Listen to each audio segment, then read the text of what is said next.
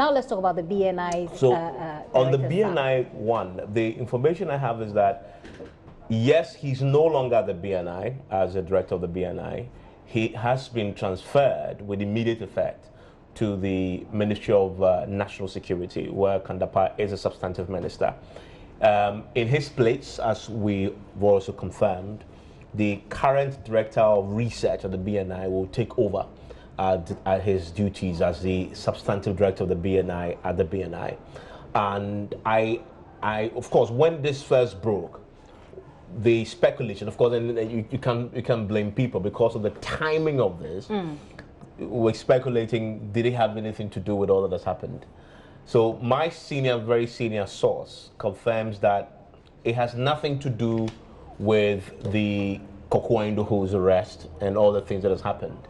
And the information they give me, and which is verified, is that the BNI director who has now been transferred wasn't in the country in the last few weeks. He's not been in the country. So he hasn't been here when all the Kokuaindo thing has been happening. He has been in the US on an official business, in fact, on training and exploring further partnerships. So he's been in the US. He arrived yesterday, I understand, the current director who's been moved. He arrived in the country yesterday. And you remember that people have suggested that he's being sacked because he allowed access to Kokuaindoho. He allowed the former president, John Dramani Mahama, another NDC executive, to access Kokuaindoho. I understand that isn't the case why he's been transferred, and that he himself was in the country when, so he's not had anything to do with the Koku issue because he wasn't here. He was in the US, arrived yesterday, and that in fact my sources who also confirms that John Mahama actually got high clearance to go to the BNI office and see Koku from the Sky government. In other words, before he went there, he had called people in high places in the current government, alerting them that he wants to, asking them permission to do so. And the permission was granted. So he didn't go there on his own volition, like get there and knock on the gate. And then it was open. So those who were managing the BNI facilities then were called by their senior superiors in the executive government. And they said, grant them access. And said, the former president is on his way. When he gets there, allow him to see him. That's what my information is. And so it has nothing to do with the current director. So what do we know exactly why he's been sacked, though? So the thing, though, about this is, and I put the same question to my senior source, has he been sacked? They insist it's not a sacking. They insist it's a transfer, it's a reshuffle. So they want the director to take in charge, and he come and work with the Kandapa, the National Security Ministry. As what? That I don't know yet. I don't know what exactly he's going to do, but that's what they tell me. Now, another thing that we know from all that has happened is that the decision to reshuffle at BNI at this time had been taken. The decision had been taken long ago. Again, that's what my source tells me. That a release that we should expect shortly, the date on it will not indicate today. That it will be a date, sometime in the past. And that the decision had been taken to do the reshuffle. But because he wasn't in Ghana at the time that the decision was taken, you want him to arrive so that a proper reshuffling is done once he's in the country. And so, again, they made the point to buttress the point that this has nothing to do with the Kokuaindoho issue. So that's the information we have as far as the BNI guy is concerned. But there are a few facts that we need to put into context. And this is independent of what my sources tell me. The current BNI director, who has not been transferred, has been engaging some serious public blunders. And it's public record. In 2017, I don't know if you remember, George Odro is a current deputy agric minister. When he was nominated, and his name was before the Parliament's select committee, the vetting committee, remember, if you recall, there was a BNI report that said that he had been involved in some cocaine dealings in Canada, and he had traveled with some accomplices. And that, in fact, the BNI in that report to the vetting committee of Parliament had recommended that his nomination be withdrawn because he's wanted on trafficking cocaine and cocaine, issues. Now, it turned out later, and that report that was written by him was signed by this current director who has been transferred. It turned out that the George Odro that he writes about, alleging that he had been involved in cocaine, it's not the George Odro, the deputy agric minister. Okay. It was another George Odro. In fact, the full name of the other person who is alleged to have been involved in the cocaine was George Kwame Odro. But they had written this thing about George Odro, the nominee, as if he was the guy who was involved in the cocaine thing. And the minority then made a big deal of it and insisted that Donado should withdraw him because the guy had misled the committee. In the CV, the questions have been asked about, have you had any criminal record? And he had said no. But when they further checked, it wasn't him. And he had insisted, I remember speaking to him on Newsline, that had nothing about it. This is a different George Odro. It had nothing to do with me. That was one of the key public blunders that he was involved. Listen, my source says what he says, which I've said, but another source also tells me, this is second year, generally we do multiple sourcing, that because of what I just cited and other issues in terms of his managerial, his ability to manage BNI, the Bureau, is part of the reason that this has happened and that it meant it happened long ago. They wanted a stronger person. And speaking of when it was meant to happen, Evans, you look at the time of the nomination then, about, this fact that you just put out, that's a long time ago. Yeah. What happened then? And if he had to be sacked, it should probably have been then.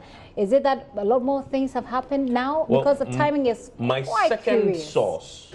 My second source says exactly that there are other internal BNI matters that he had not handled. And BNI operates in the shadows. So a lot of these things we won't get to know until a source tells you.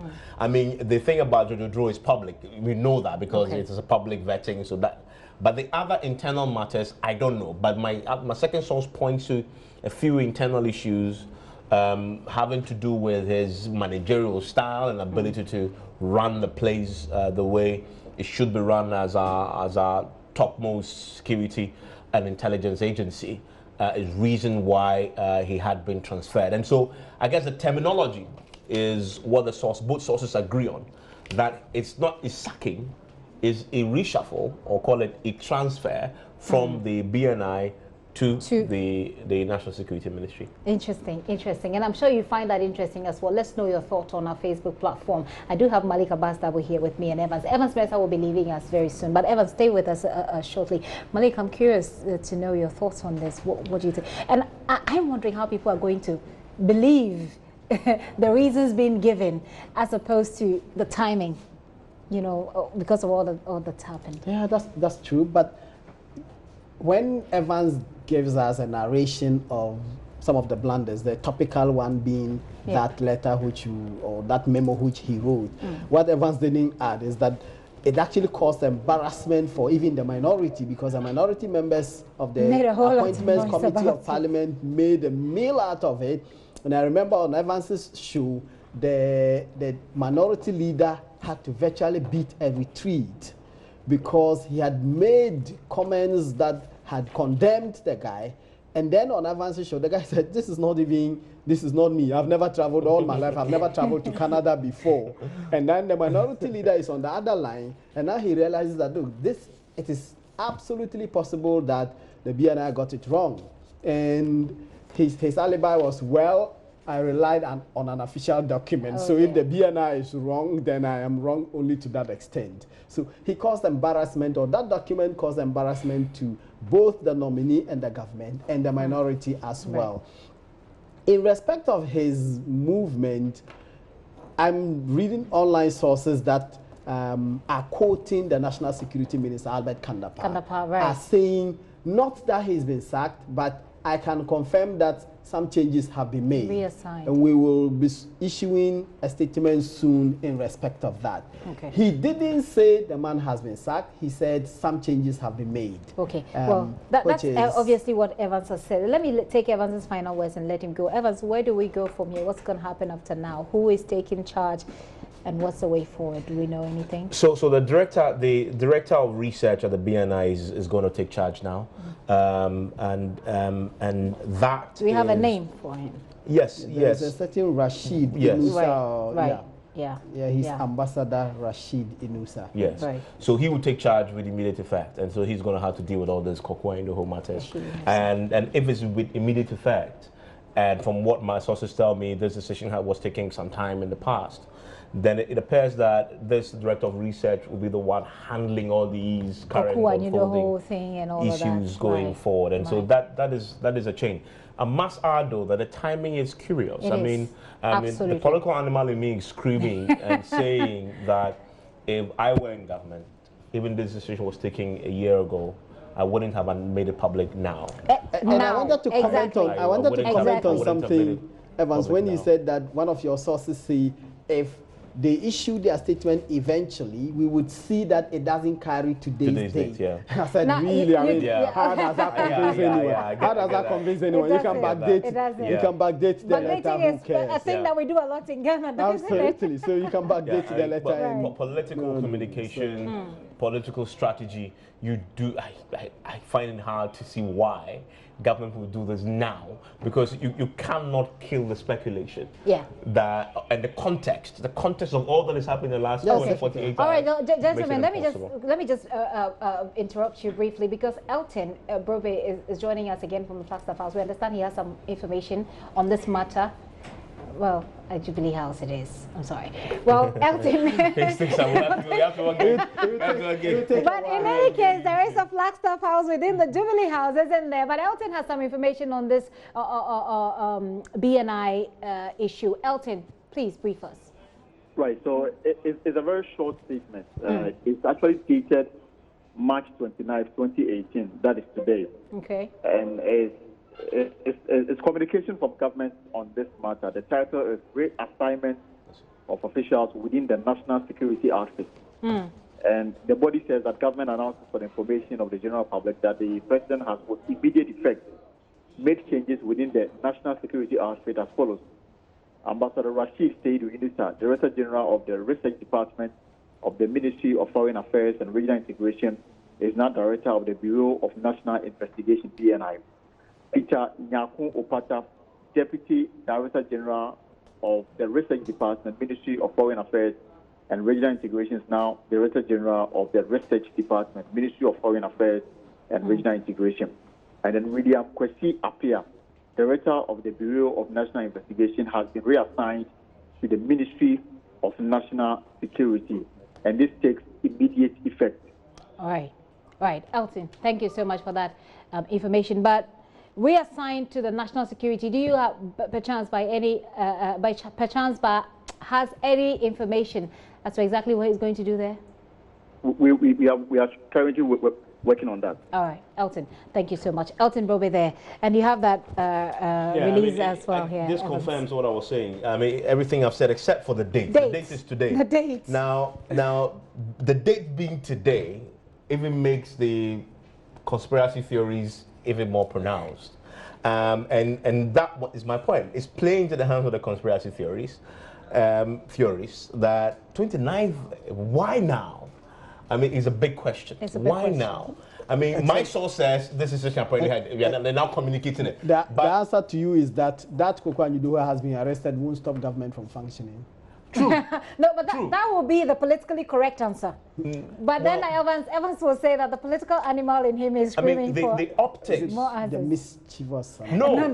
I mean, not at all.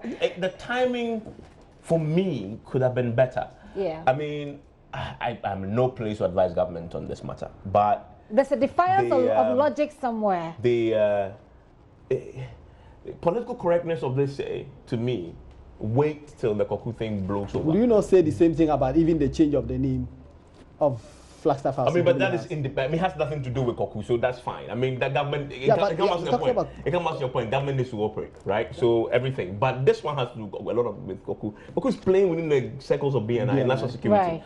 I mean, allow the Koku thing to blow over. Before you bring this like out, 2 political weeks, communication. a week from now, let it blow over, and then you do this. Even if it's 2 weeks, you will still have the conspiracy theories running. Well, maybe they are not making political calculations. Yeah, but I get it. Maybe it has to happen. It has to happen. But people then start speculating the way everybody's speculating that it has to do with that, so too. you know. Right. But although my sources is clear, I mean, and I've checked this, it has nothing to do with Koku. Yes, this has nothing to do with Koku. Okay. This is an independent decision. It just so happened that it's out happening now. But Evans, it's still quite curious that the details that we're expecting in this particular release, for me, I think, isn't there. What is he being reassigned for? Why is he being reassigned? What is he going to do at the national security? Is he going to be a receptionist? I mean, what's going to happen? As is the case with these security reshuffles. Remember, the police did one recently, and again, the context was what people used to explain why armed robbery was happening. And the police said, remember, the same thing. Police said to us, it had nothing to do with the armed robbery situation. This is something that is normal. We do. Difficult to sell, isn't it? Okay. Exactly. Okay. I mean, so always the context. The context is important. I mean, for me, this clearly shows that it's happened. I mean, not sure. It's evident that the changes has happened. And my source claim, two sources say it has nothing to do with Koku, so I trust that. Nothing to do with Koku. But you can't, because of the time, you can't start the conspiracy theories insisting that it has to do with him. Very well. Very well. But as journalists, we need to put out the facts. It has nothing to do with Koku. It has everything to do with the state apparatus wanting to do a reshuffle, and they're entitled to do that. As you pointed out, government must still run, and the police had done that a few weeks ago. And so, of course, this is where we are. And whoever is currently the head, by the way, who is the Ambassador Rashid, is now going to deal with the Koku issues. Right. Who, by the way, is no longer CID. So Evans will be on Top Story with some more. You should expect some very interesting lines there. Evans, well, you can tell us what to expect on Top Story, perhaps. Oh, yeah, of course. I mean, a lot on this, but a lot on the Koku issues as well. We are expecting the party, the BNI CID, they've been trying a lot to try and control Koku's movement for obvious reasons. You don't want it, party will normally hold a certain welcome party of a sort for him. It's because of our recent political history. Everybody who has been arrested, when he's been bailed, they drive him straight to the party headquarters. And there's one time in Joy FM's history where an NPP guy was arrested, and when he was released, they drove him straight to Joy FM. I don't even remember. It has something to do with the former general secretary of the party. I remember Ohinito brought this person. Good. It must have been Nana Dakwa. Yes. The guy who accused Rollins of touching his house. Yeah. It must be him. Or, if not him, somebody who had speculated that had a video or so they drove him all the way to Joy FM. But they released him, the party foot soldiers and supporters drove him. There was a live program ongoing, and they drove him straight into the studio. I remember Matilda was hosting a show then, and the guy was here with powder, white powder. That one is not that quiet. White powder all over him. I mean, so that's what politicians do. And you suspect that that's the reason. Yeah, I suspect that the CID controlling his BNI trying to see. But even the Munte 3, there was a whole party when the Munte 3 came. Because really, even if it takes a year, people will still celebrate if they want to. Once I'm just saying that it doesn't matter how long it takes. Don't do it, yeah. I mean, that's what we expect. That's why we are at the party headquarters, waiting for this. We're at the party headquarters, we are at his home, and of course, we are at the CID headquarters as well. We'll bring you information as and when we have it. Evans, thank you so much for joining us with those analysis and for those information. You can join Evans, by the way,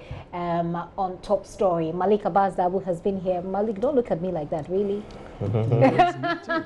Okay, this is still The Pulse with me, Gifty and Opia. Please keep watching.